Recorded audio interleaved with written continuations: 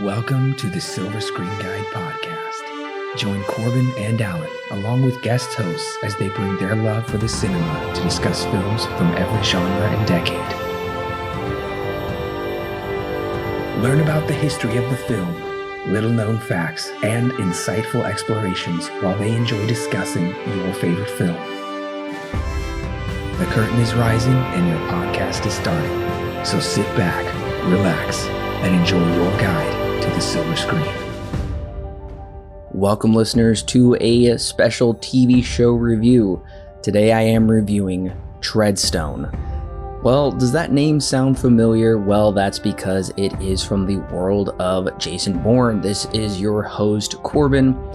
Last year, Alan and I finished our Bourne Pentology review of films, if that's what you want to call it. We finished that August 3rd, 2020. I knew there was a TV show, and I promised you listeners that I would get around to it eventually. Well, I started watching it shortly after. I picked it up actually around Black Friday last year, around this same time. Picked it up on DVD, started watching it, and you will find out in this review why it took me so long to finish this TV show. It's only one season, it's only 10 episodes, but nevertheless, I wanted to finish it up. In 2 weeks, I'm actually going to be bringing you my review, finally, of Terminator: The Sarah Connor Chronicles, another TV show that has been in the works for me to watch and review for quite a while. So I felt like that would be a great time to review both of those since Top Gun got moved. Alan and I have pushed Top Gun 1 and 2, well, the studio pushed Top Gun 2 to next year, but we've pushed a review of the Top Gun duology to next year when the second film is theatrically released. But next week, we are releasing Ghostbusters Afterlife. We will be reviewing that film. We've reviewed all of the Ghostbusters films already. That has been a really popular review series here at Silver Screen Guide. So if you haven't already heard those, check those out. And of course, if you definitely haven't already heard our reviews of the Bourne films, that's going to be linked directly below. I think our take on those films might surprise you. So for those of you unfamiliar with Treadstone, literally in the opening credits, it says based off an organization within the Robert Ludlum Bourne novel series. So this really isn't taking inspiration from the books. It's not even really taking a whole lot of story inspiration from the movies. This was an idea concocted of Treadstone. It's a cool name. What if we give it more backstory? What if we flesh it out? Because it wasn't too fleshed out in the movie. So the TV show Treadstone premiered on the USA Network October 15th, 2019. So it's just a little over 2 years old. Would the trailer have gotten me to watch this TV series? Sure, if I had cable, that is. It really was billed as a new event series. They really were trying to make this into a big deal. So it had been over 3 years since we had got our last Jason Bourne film. That's what it was called, Jason Bourne. That hit theaters July 29th, 2016 here in the US. So it had been out of sight, out of mind for quite a while, and especially dating back to the very first film all the way back in 2002. It had been over 17 years since, mainstream audiences' attention was brought to the world of Robert Ludlum.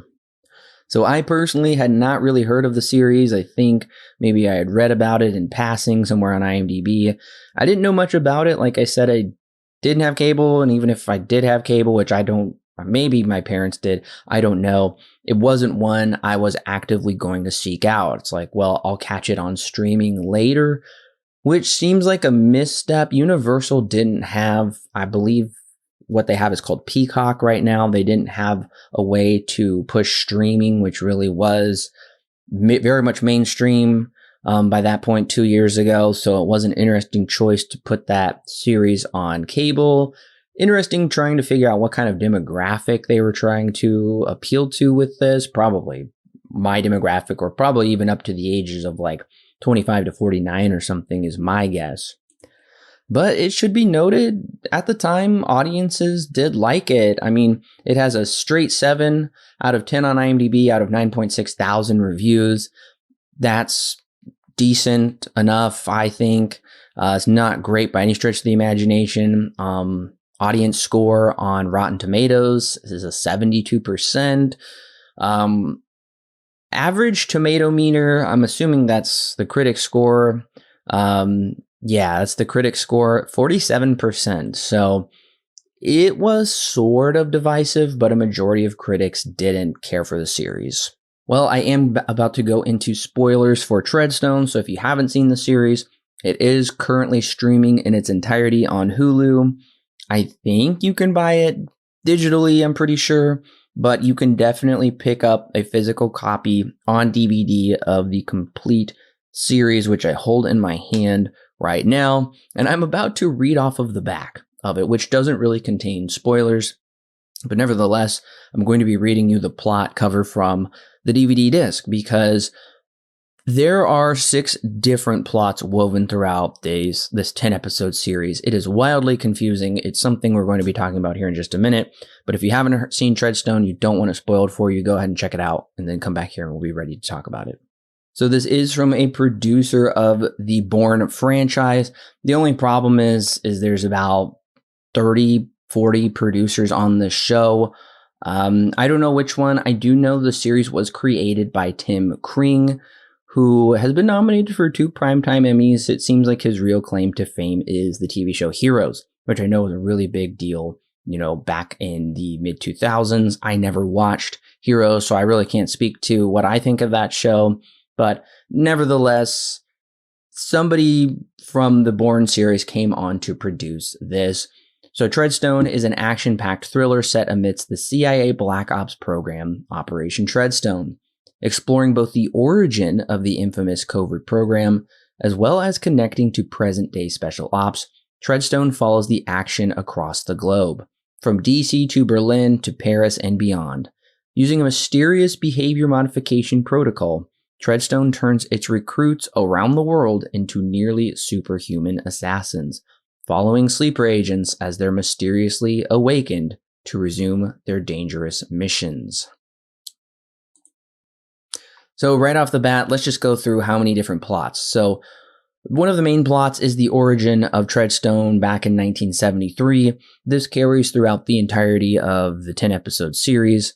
There's also present day, what I call present day 1973, where it's those characters from in the past. We're following some of them in the future. There is a guy in Kentucky who is running around. There is a North Korean. There is a CIA guy with running around with a current cicada. Cicadas are a new name they've given the Treadstone operatives that they, quote, wake up. There's also another character, Tara Coleman. She is globetrotting as well. The big twist at the end is that she is also a cicada. You don't know who the cicadas are, who they're waking up. So as you can see, it's ambitious. I counted at least 6 different storylines interwoven pretty much throughout each episode. It's a lot to keep track of, but I will say one of the things they did right is at least seems like they went to these locations. At least there's some aerial footage.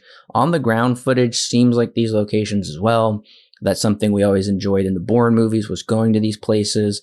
Also, they didn't skimp on the action choreography. Great choreography. And they at least try and make it somewhat feel like a Jason Bourne story. Me personally, my favorite story of the 6 was the 1973 story with J. Randolph Bentley. That was a great kind of Cold War thriller type story, which is actually the original Bourne Identity was actually set during the Cold War. I really think what they should have done was pick one of these storylines and stuck with it, or maybe pared it down to just 3.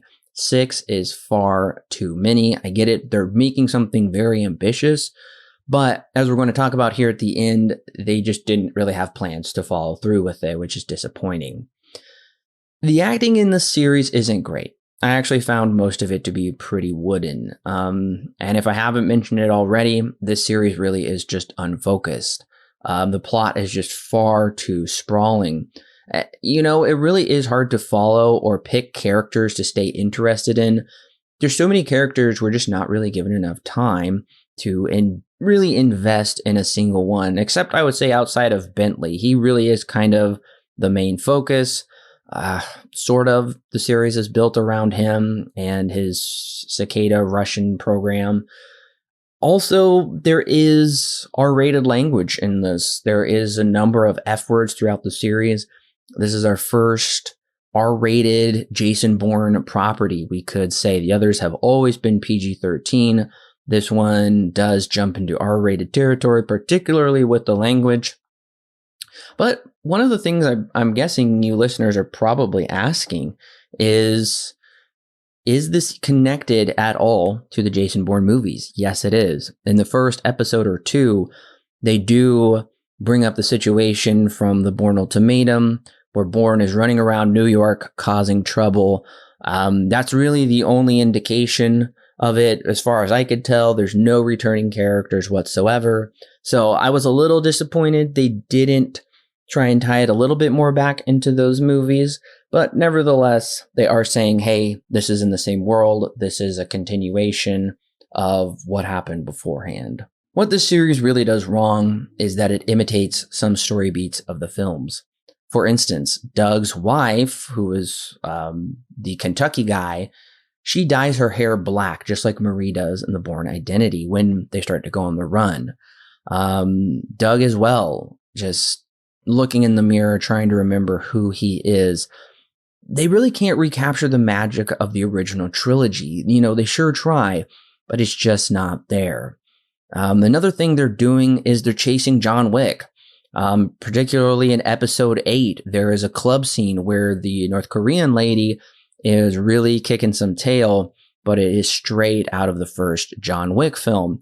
And the other thing is, this really does feel like a Call of Duty video game at times. So I get it, you know, trends change. This isn't really the same world we live in, particularly entertainment-wise, as the first Bourne Identity. But nevertheless, I wish they wouldn't have been imitators, and I would have preferred them to have been innovators with the series. This brings me to my ultimate statement. Why did it take me so long to watch a 10-episode series? Well, honestly, because it was just boring, because I lost interest, because they were asking me to invest too much into this series. There was too much going on. I couldn't really care about it. So I watched about half of it, basically took 10 months off, essentially 10, 11 months off. And then I resumed it shortly after for this review. I just knocked out the rest of the episodes just to say that I've seen the entire series to give a full and accurate review. And you know what? The worst part is all of the plot threads are left on cliffhangers, and this series will never be resolved. Treadstone is a surefire miss. While they try to recapture the excitement and intrigue of the Jason Bourne franchise, the series creators bite off way more than they can chew. Like myself, I can see most viewers tapping out after a few episodes since there are far too many storylines and characters to keep track of. There's some great action to be found here, great locales too, but the overly complicated plotline, with the fact you're not getting any resolution, makes this an easy pass.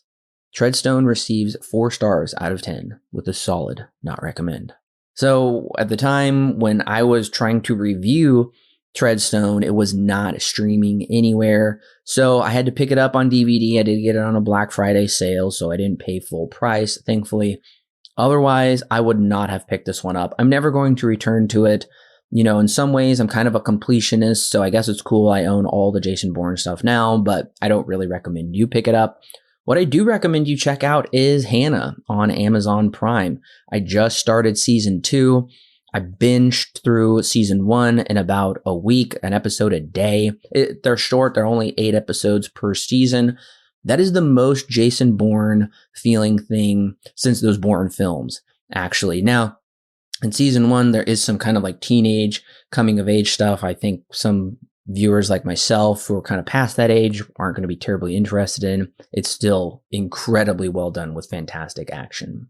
So on December 17th, 2019, the day of the season finale, the series was canceled. And USA said due to program shifting, you know, they wanted to go into more reality type shows from what I understand. This wasn't the direction they were going. So I find that to be utterly ridiculous. They would put the series into production really quickly, push out the first season only to give it the axe. They did the same thing with the Purge TV show, which I did not watch. They canceled that around the same time as well. I think that got more than one season. I could be wrong. I never watched it. Nevertheless, it's just a strange circumstance. I think Treadstone really is a piece of the Bourne universe you can just forget about.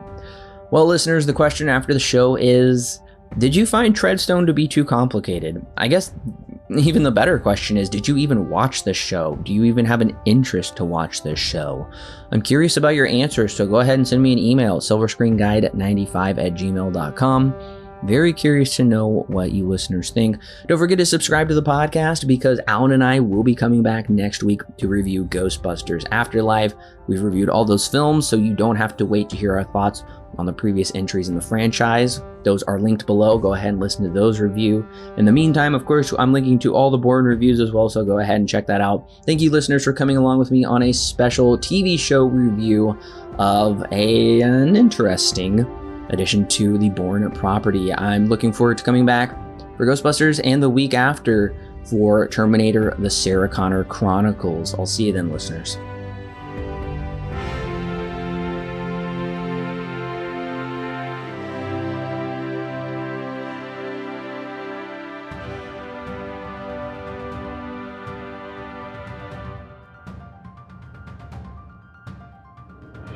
Hey listeners, it's Corbin. Don't forget to check out the exciting links in the description below that will connect you with more great movie reviews for your listening pleasure, and our YouTube, Facebook, and Twitter page, and of course our official website where you can read great articles and sign up for our free weekly newsletter. Also, if you want exclusive bonus content such as extra movie reviews, movie commentaries, and our thoughts on the latest movie news and trailers, plus more, then check out our Patreon page. It's a great way to help keep this show free, and it gives you great content that's yours to keep. All of that and more is found in the description below. Don't forget to subscribe whether you're on YouTube, Apple, Google, or Stitcher, or your favorite podcast service. And while you're at it, please leave us a 5-star review so other movie lovers can more easily find our podcast. We love talking about movies, and we love talking about them with you. So don't forget to share with your friends and family, and we'll see you next week, listeners.